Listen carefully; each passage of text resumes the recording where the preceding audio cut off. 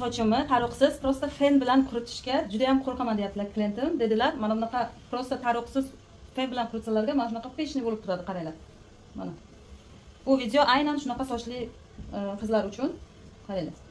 Hozir men chiroyli qilib tekslatib beraman. Prosta taroqsiz fenni o'zi bilan quritsalaringiz shunday chiroyli bo'lib, ob'yomi tushib ketmaydi, совсем pachoq bo'lib ketmaydi. Tez yog'lik bo'lmaydi. Ko'p beriladigan savol, yog'lik bo'lmaydimi deb so'raysizlar. Tezda yog'lik bo'lmaydi qizlar.